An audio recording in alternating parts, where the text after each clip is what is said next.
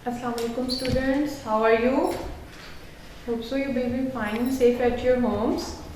It is our fourth lecture of class physics and today's topic for discussion is kinematics. Kinematics आप अपने books open करें. Look at your books, page number 29, chapter number 2. The name of chapter is kinematics. Students, previous lecture में हमने chapter को start किया था introduction, उसके accordingly आपको दिया था कि what is kinematics.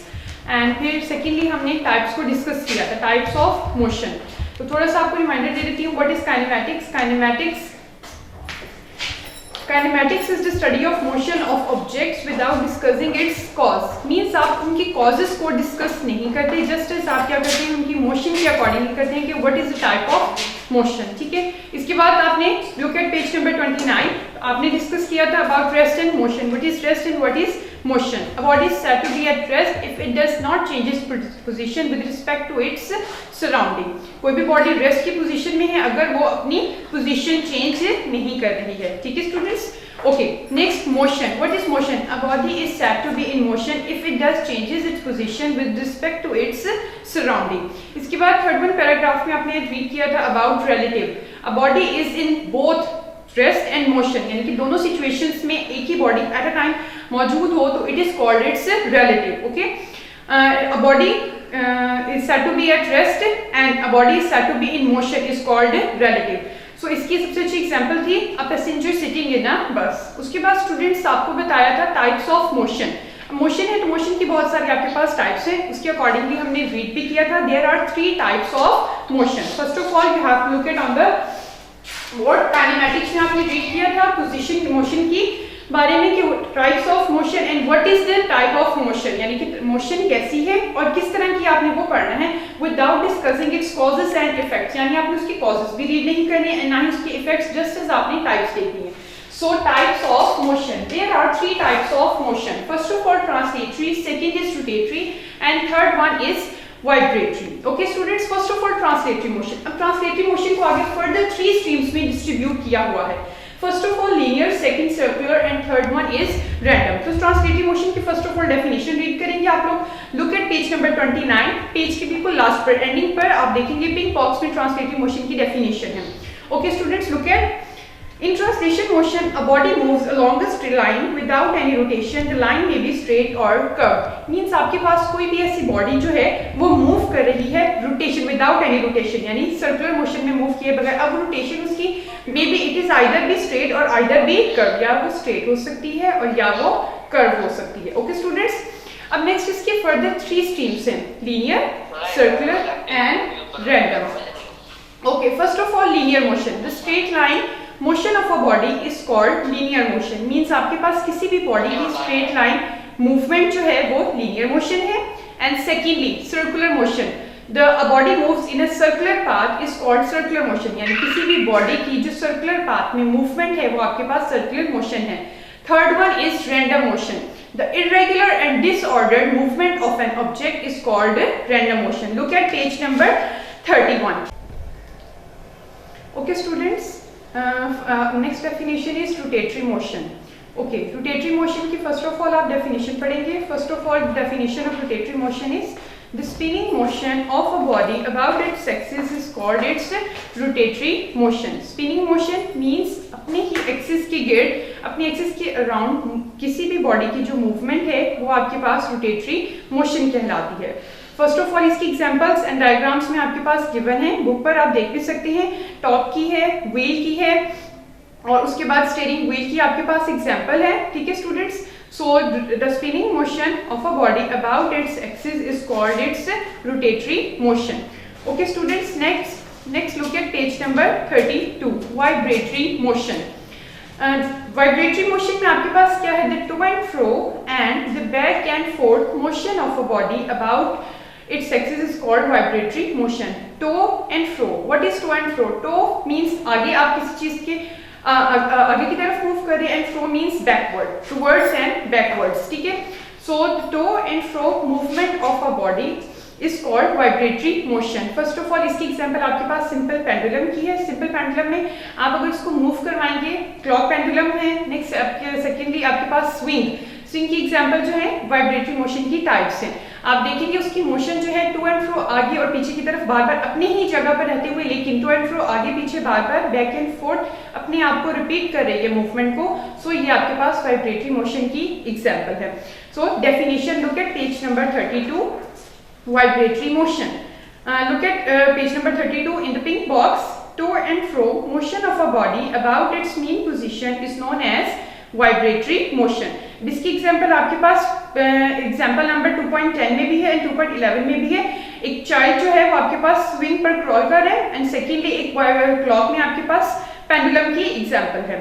Okay students, next mini exercise. आपको पिंक बॉक्स में इसकी मिनी एक्सरसाइज गिवन है, आपको कुछ क्वेश्चंस गिवन है, उनके आंसर्स आपने मोशंस के अकॉर्डिंगली देने हैं। मींस किस टाइप की ये मोशन है, आपने मोशन के नेम मेंशन करने हैं। Okay, look at the mini exercise page number 32।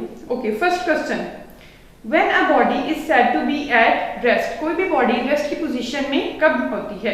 सो आपने इसमें यहाँ पर बॉडी रेस्ट की डेफिनेशन राइट करनी है। मैं रिपीट कर देती हूँ। A body is said to be at rest if it does not changes its position with respect to its surrounding. Okay students, clear? Next question number 2, give an example of a body that is at rest and in the motion at the same time. Means अब आपके पास ये वही question आ गया जिसमें उन्होंने आपको कहा था कि कोई भी ऐसी बॉडी आप एक्सप्लेन करें जिसमें body at a time motion में भी हो और रेस्ट की पोजीशन में भी हो। सो इसकी एग्जांपल आपको बताई थी, रिलेटिव इसकी यानी कि टाइप है इसकी बॉडी यानी एट अ टाइम कोई भी बॉडी अगर आपके पास रेस्ट की पोजीशन में भी हो और मोशन में भी हो then it is called relative. और इसकी एग्जांपल है अ पैसेंजर मूविंग इन अ बस। Okay students, next question number 3, mention the types of motion in each of the following. अब आपके पास बहुत सारे क्वेश्चंस गिवन हैं, आप लोग अपनी बुक्स पर देख सकते हैं, उसमें आपने मोशन की टाइप्स को मेंशन करना है। First example, first question is a ball moving vertically upward. A ball यानी आपके पास बॉल है, आपने उसको वर्टिकली अपवर्ड थ्रो किया है, अब उसकी डाउनवर्ड पोजीशन या वर्टिकली अपवर्ड पोजीशन में आपने मोशन की टाइप को एक्सप्लेन करना है। So a ball moving vertically upward, this is the type of linear motion. आप लोगों के पास एग्जाम्पल इजीली आप घर पे भी इसको प्रैक्टिकली भी अटेम्प्ट कर सकते हैं। आप बॉल लें, बॉल को वर्टिकली अपवर्ड या डाउनवर्ड आप लोग थ्रो करें, उसकी मोशन आपके पास क्या होगी? लीनियर मोशन होगी। Next second, a child moving down a slide. Slide से कोई भी चाइल्ड है वो डाउनवर्ड पोजीशन में नीचे की तरफ मूव कर रहा है, so it is also linear motion. Third question, movement of a player in a football ground. Football ground में प्लेयर की मूवमेंट, अब फुटबॉल प्लेयर है तो एज इट इज जाहिर सी बात है वो उसकी जो मोशन होगी वो क्या होगी? रैंडम होगी, क्योंकि वो एट अ टाइम एक ही पोजीशन पर स्टेबल नहीं रह सकता। सो the motion of a football player in the ground is random motion. Fourth, the flight of a butterfly. Flight of a butterfly means butterfly की पोजीशन, उसकी फ्लाइंग पोजीशन जो है वो भी रैंडमली होगी। आपने टॉपिक में भी इसके बारे में रीड किया था। इंसेक्ट्स की मोशन जो है वो आपके पास रैंडम मोशन होगी। The motion of insects is called random motion. Okay, fifth question, an athlete running in a circular track. अब एथलीट है, रनर है, तो वो सर्कुलर ट्रैक पर मूव कर रहा है, सर्कुलर ट्रैक है, then its motion is also circular motion. Okay, six, the motion of a wheel. Wheel अपनी ही एक्सिस पर है, बाइसाइकिल है, साइकिल है, आपके पास बाइक्स हैं, कार्स हैं, अपनी ही एक्सिस पर रहते हुए अपने ही एक्सिस के इर्द गिर्द रोटेशन, रोटेटरी मोशन कहलाते हैं। रिसेंटली आपने इसकी डेफिनेशन में भी पढ़ा है, ठीक है। The spinning motion of a body about its axis is called rotatory motion. So the motion of a wheel is random motion. Okay, next students, question number 7, the motion of a cradle. Cradle means झूला। उसमें आपके पास क्या है? The to and fro motion of a body या back and forth motion of a body is called vibratory motion. Means किसी भी body की to and fro backwards and words motion जो है वो आपके पास वाइब्रेटरी मोशन कहलाती है। Okay students, next look at page number 32। Our next new topic is scalar and vector quantities. Types of motion आपने ब्रीफली डिस्कस कर ली है, इसकी आप लोगों के पास टाइप्स भी हैं, एग्जांपल्स भी हैं, मैंने एक्सरसाइज से रिलेटेड आपने कर ली है। Next our topic is scalar and vector quantities. So let's start the topic.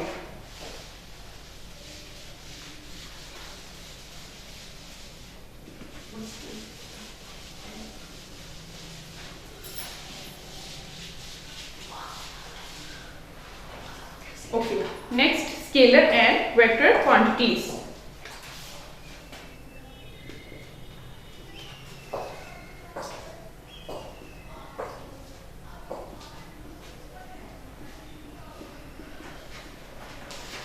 Scalar and vector. So student, first of all we have to define what is scalar and what is vector. Look at page number 32 in the pink box. First of all we have to define scalar quantities.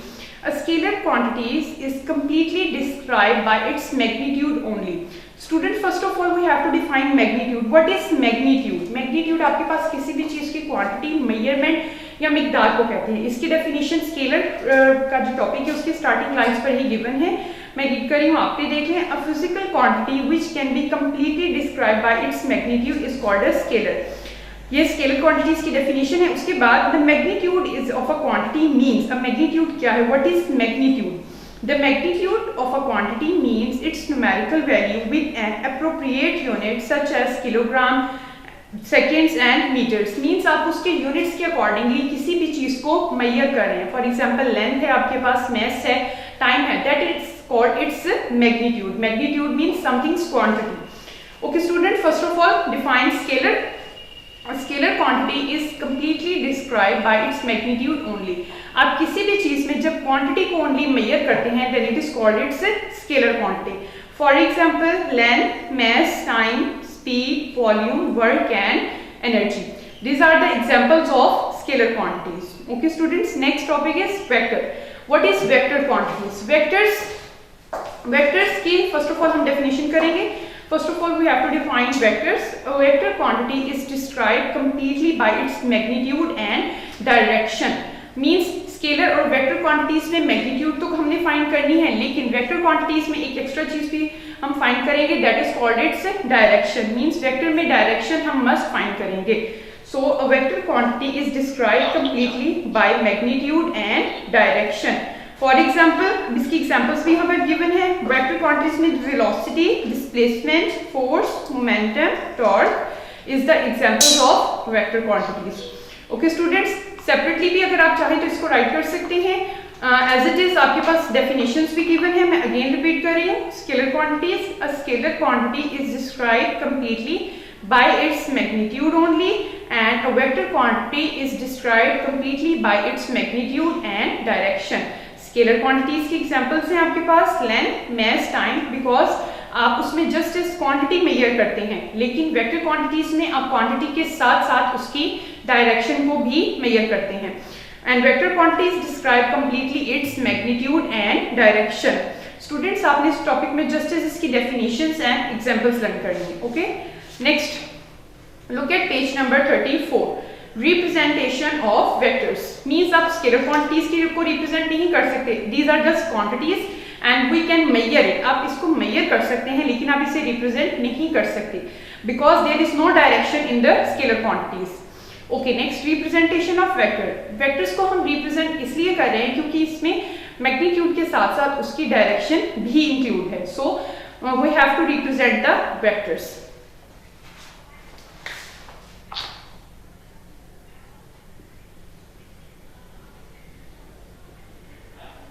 Representation of vectors. Okay, representation हम vectors को क्या कर रहे हैं, represent कर रहे हैं. So representation करने के लिए हमारे पास इसके two types हैं. Basically there are two types of vector representation.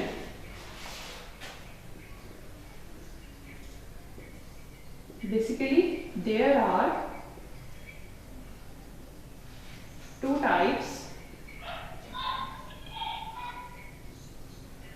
of vector representation.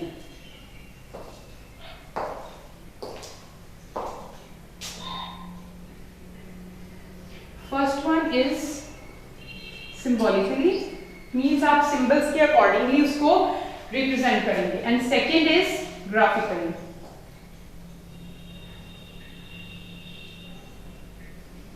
Symbolically and second is graphically.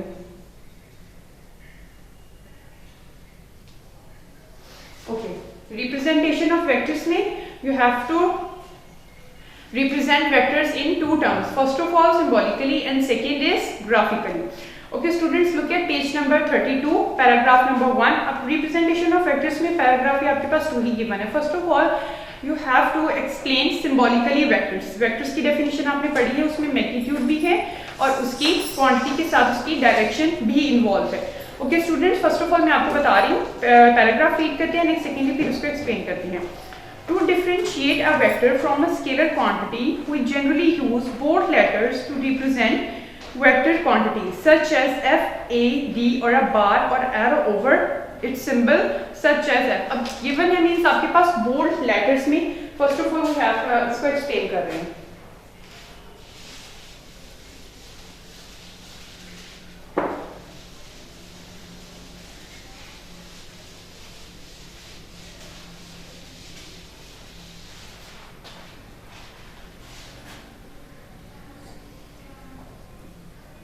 Symbolic representation।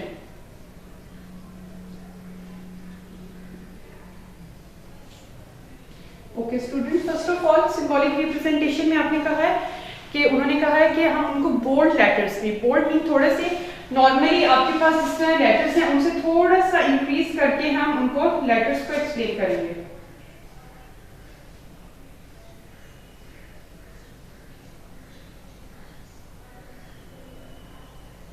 Means थोड़ा सा बोल्ड लेटर्स में होंगे।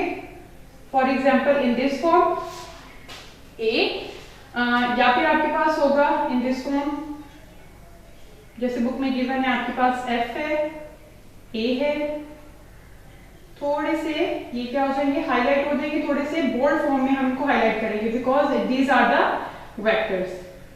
ठीक है, नेक्स्ट आपके पास क्या हो जाएगा, एक्स, थोड़े से हाईलाइट हो जाएंगे ये because these are the vectors. So vectors को हम स्केलर से सेपरेट करने के लिए हम इनको क्या करेंगे, थोड़ा सा बोल्ड लेटर्स में राइट करेंगे। To differentiate a vector from a scalar quantity means scalar quantities को हम वेक्टर क्वांटिटीज से डिफरेंशिएट करने के लिए थोड़ा सा बोल्ड लेटर्स में राइट करेंगे। We generally use bold letters to represent the vector quantities such as f, a, d or a bar or a arrow। अब ये फर्स्ट ऑफ ऑल आप इनको बोल्ड लेटर्स के साथ रिप्रेजेंट करेंगे एंड सेकेंडली आप क्या करेंगे, आपके पास कुछ भी लेटर्स हैं आप उनके नीचे as it is इस तरीके से लाइन शो कर दें। It is also the representation of vectors means जब आप अल्फाबेटिकल और जो आपके पास नंबर्स हैं उनके नीचे अगर आप लोग इस तरीके से लाइन को ऐड करेंगे then it is also a vector. आप इनके नीचे से एज इट इज लाइन भी शो करवा सकते हैं। नेक्स्ट इसके अलावा आप एरो हेड्स को भी शो करवा सकते हैं। These are also the representation of vectors। When you add arrow before a number, यानी आप किसी भी लेटर्स के ऊपर जब एरो हेड को रिप्रेजेंट करेंगे, किसी भी अल्फाबेटिकल नंबर्स के नीचे लाइंस को रिप्रेजेंट करेंगे या फिर आप उनको बोल्ड लेटर्स में राइट करेंगे, then it is the symbolic representation of vector. Okay, इसके अलावा एक और भी आपके पास रिप्रेजेंटेशन होती है, then it is called unit vector. इस तरीके से आप एज इट इज हैट भी बना सकते हैं। It is the representation of unit vector. When you add hat to a number or a symbolic letter, then it is the representation of unit vector।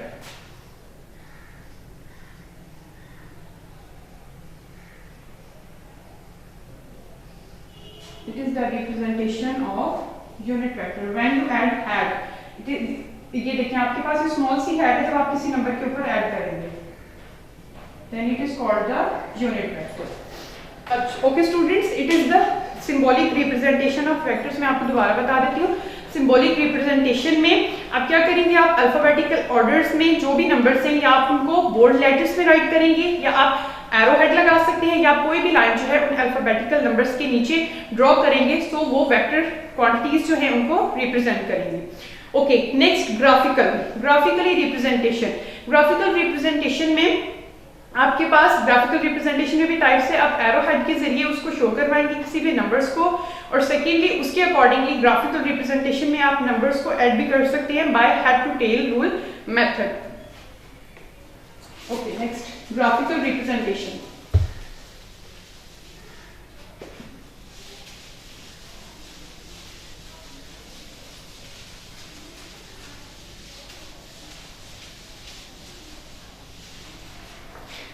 Okay students, next we have to start graphical representation।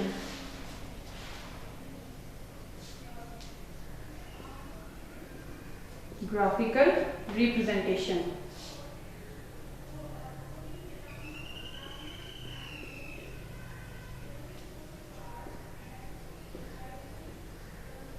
Graphical representation. Graphical representation को first of all हम read करेंगे and after reading हम इसको explain करेंगे what is graphical representation. Students look at page number 32। Graphically, a vector can be represented by a line segment with an arrowhead. A line AB with arrowhead at B represent a vector. The length of the line AB gives the magnitude of vector V on a selected scale, while the direction of the line from A to B gives the direction of vector V. Means आपके पास जो quantities हैं उनको भी vector major कर रहा है और next उसकी डायरेक्शन को भी रिप्रेजेंट किया जा सकता है। फॉर एग्जांपल उन्होंने कहा आपके पास एक लाइन सेगमेंट है, it is the line segment. Okay, we have a line segment. First of all आप कोई भी एक लाइन है उसको ड्रॉ करेंगे, a line segment A B. अब ये लाइन सेगमेंट जो है ये आपके पास किसी भी क्वांटिटी को मेजर कर रही है, इसकी क्वांटिटी में आप कोई भी वैल्यूज ले सकते हैं। Line segment A B is given. अब ये ओनली क्वांटिटी है, जब हम इसके साथ किसी एरो को मेजर करेंगे that it is represents the vector quantity. So it is the graphical representation of vector. A is also a vector and B is also a vector quantity, and this vector name is called V vector. We can name this by vector V. Graphically a vector can be represented by a line segment. आपने क्या किया, first of all graphically किसी भी vector को एक line segment AB से आपने represent किया।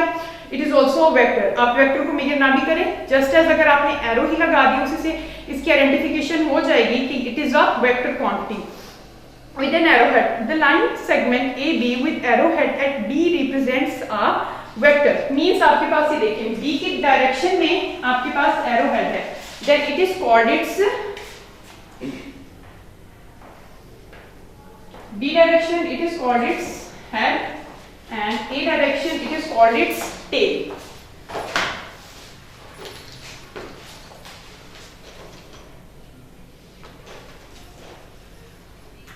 Okay students, A portion this is called tail and B portion is called its head, because जहां पर आपके पास एरो होगा जो चीज आपको डायरेक्शन मेजर करवाएगी it is called its head, and second line segment की जो सेकंड पोर्शन होगा it is called its tail. तो हेड पोर्शन जो है वो हमेशा आपको क्या रिप्रेजेंट करेगा, उसकी डायरेक्शन को रिप्रेजेंट करेगा।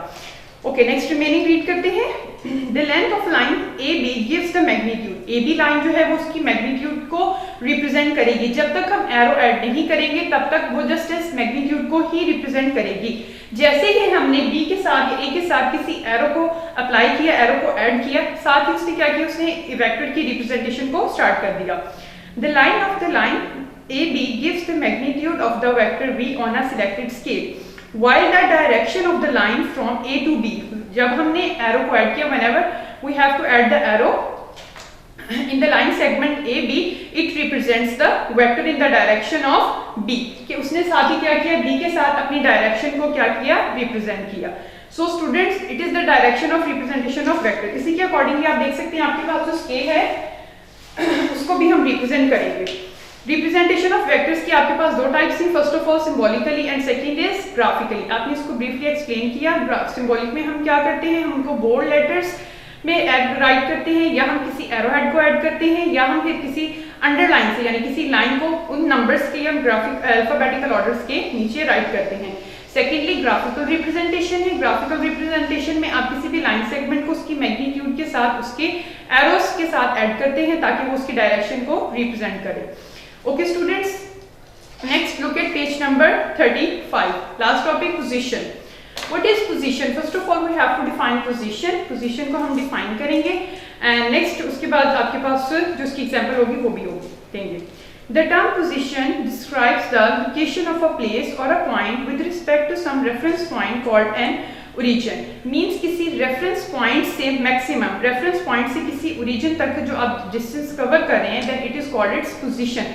फॉर एग्जाम्पल आपका रेफरेंस पॉइंट, आपका घर जो है वो आपका ओरिजिन है, एंड नेक्स्ट सेकंड हाउस आपका जो घर है वो आपका ओरिजिन है, एंड सेकंड वहां से रेफरेंस पॉइंट आपका जो स्कूल है, स्कूल आपका क्या होगा, रेफरेंस पॉइंट होगा। आप अपने घर से निकलते हैं then it is called its origin. जब आपकी डायरेक्शन किस तरफ है, आपके स्कूल की तरफ, it is called the reference point. So आपके घर से आपके स्कूल तक का जो डिस्टेंस है then it is called its position.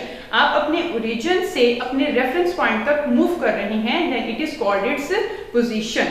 The term position describes the location of a place और अ पॉइंट, यानी किसी भी जगह के प्लेस या जगह की किसी पोजीशन को वो क्या कर रहे हैं, लोकेशन को डिस्क्राइब कर रहे हैं with respect to some reference point, किसी रेफरेंस पॉइंट के अकॉर्डिंगली कॉल्ड ओरिजिन, और इसको क्या कहते हैं, ओरिजिन कहते हैं। फॉर एग्जाम्पल, इसकी एग्जाम्पल्स भी आपके पास गिवन है डायग्राम के accordingly. For example, you want to describe the position of your school from your home, यानी आप अपने घर से आप अपने स्कूल की पोजिशन को डिस्क्राइब करना चाहते हैं। Let the school be represented by S and home by H, means आपके पास कोई भी डायरेक्शन फॉर एग्जाम्पल गिवन है,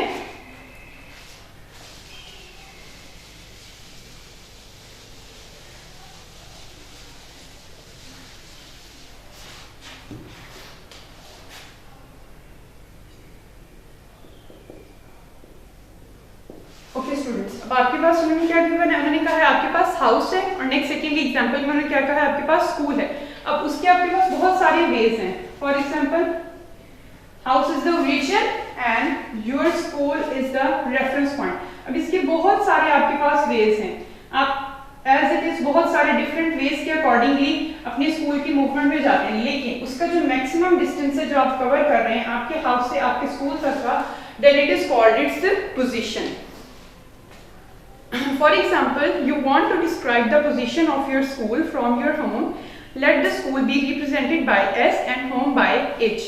The position of your school from your home will be represented by a straight line H is. जैसे आप देख सकते हैं आपके हाउस से आपके स्कूल तक की जो पोजीशन है उसको स्ट्रेट लाइन से मेंशन किया है in the direction from H to S as shown by in the diagram. आप देख सकते हैं। ओके स्टूडेंट्स, आपने रिसेंटली आज के टॉपिक में क्या क्या रीड किया? आज के टॉपिक में आपने read किया about the types of motion. How many types of motion? There are basically three types of motion. First is translatory, second one is rotatory, and third one is vibratory motion. There are further three types of translatory motion. Translatory motion की आपके पास further three streams हैं. First is linear, second is circular, and third one is random motion. Straight line motion is called linear. Circular motion is straight movement of the body in the circular path is called circular motion. Irregular or disordered motion is called random motion. उसके बाद second आपके पास basic जो type थी वो है vibratory motion, and third one is rotative. Vibratory में to and fro motion of a body is called vibratory motion, and rotatory motion, the spinning motion of a body about its axis is called rotatory motion. ये आपके पास three types हो गए basically. Next आपने explain किया है vectors and scalar quantities को। Vectors quantities और scalar quantities both are different, लेकिन इसमें एक चीज जो है आपके पास सिमिलर है, दैट इज मैग्नीट्यूड। मैग्नीट्यूड मैंने आपको पहले भी एक्सप्लेन किया है। Magnitude is the quantity of measurement, यानी मेजरमेंट के अकॉर्डिंगली आप किसी भी क्वांटिटी को जो मेजर करें it is called its magnitude. So scalar quantities में आपके पास क्या है, a quantity that is completely described bye its magnitude only, यानी जिसमें आप ओनली किसी चीज की क्वांटिटी को मेजर कर रहे हैं, it is called scalar quantities. For example length, mass and time. Okay students, next is vector quantity. A vector quantity is completely described by its magnitude and direction only. Means जब आपके पास किसी भी quantity में उसकी magnitude के साथ उसकी direction add हो जाए, then it is called its vector quantity. Okay students, उसके बाद आपने representation of vectors read किया। Representation of vectors की आपके पास two types हैं. There are basically two types of vector representation. First of all, graphical and second is symbolical. Symbolically में आपने देखा आप उसको बोल्ड लेटर्स के साथ ऐड करेंगे, किसी भी एरोहेड से शो करवाएंगे या किसी लाइन से। एंड थर्ड वन आपने देखा था आपके पास ग्राफिकल रिप्रेजेंटेशन है। ग्राफिकल रिप्रेजेंटेशन में आप उसको एरोहेड से या लाइन से रिप्रेजेंट करेंगे। उसके बाद लास्ट पे आपका टॉपिक है पोजीशन। पोजीशन में आपके पास क्या है, किसी भी रेफरेंस पॉइंट या ओरिजिन से आपका जो डिस्टेंस है वो आपके पास क्या कहलाता है, पोजीशन कहलाता है। Okay students, this is your diary, और आपने अपनी डायरी के अकॉर्डिंगली इसी वर्क को लर्न करना है। अल्लाह हाफिज।